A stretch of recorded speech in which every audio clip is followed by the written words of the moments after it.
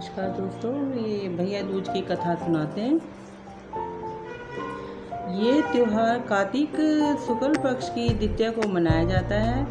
ये भाई बहन के प्रेम का प्रतीक है। इस दिन भाई बहन को साथ साथ यमुना स्नान करके तिलक लगवाना तथा बहन के घर भोजन करना अति फलदायी होता है।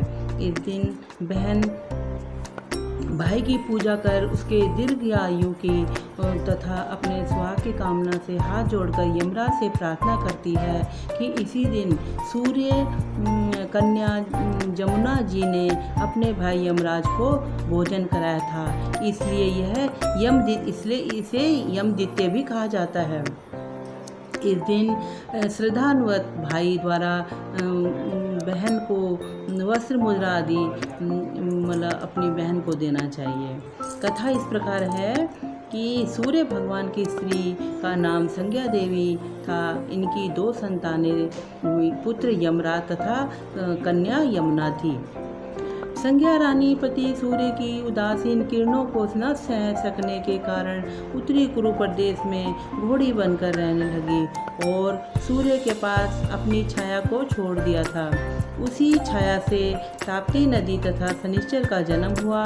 इसी छाया से अश्विनी कुमारों का भी जन्म बतलाया जाता है, जो देवताओं के वैद विशिज माने जाते हैं। इधर छाया का यम तथा यमुना से विमाता का सा व्यवहार होने लगा। इससे खिन्न होकर यम ने अपनी एक नई नगरी यमपुरी बसाई। यमपुरी में पापियों को दंड देने का कार्य संपादित करते भाई यमुना को देखकर यमुना जी गोलोक चली आई, जो कि कृष्ण अवतार के समय भी थी।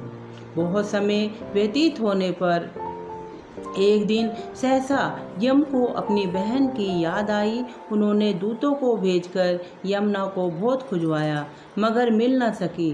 फिर यमराज स्वयं ही गोलोक गए। वहाँ विश्राम घाट पर यमुना जी से भेंट हुई।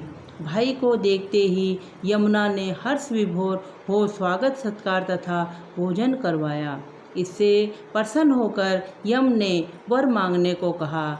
तब यमुना ने कहा कि हे भैया, मैं आपसे वरदान मांगती हूँ कि मेरे जल में स्नान करने वाले नर नारी यमपुरी में ना जाएं। यह बड़ा कठिन था और यम के ऐसा वर देने से यमपुरी का अस्तित्व ही समाप्त हो जाता। भाई को असमंजस में देखकर यमुना बोली, आप चिंता ना करें, मुझे ये वरदान दें कि जो लोग आज के दिन बहन के यहाँ भोजन करके इस मथुरा नगरी स्थित विश्राम घाट पर स्नान करे, वह तुम्हारे लोक को ना जाएं। इससे यमराज ने स्वीकार कर लिया और कहा कि इस तिथि को जो भाई बहन के घर भोजन नहीं करेंगे, उन्हें मैं बांधकर यमपुरी ले जाऊंगा और तुम्हारे जल में स्नान करने वालों को स्वर्ग प्राप्त होगा। तभी से यह त्योहार मनाया जाता है। बोलो यमुना माता की जय। भैया दूज की कथा समाप्त।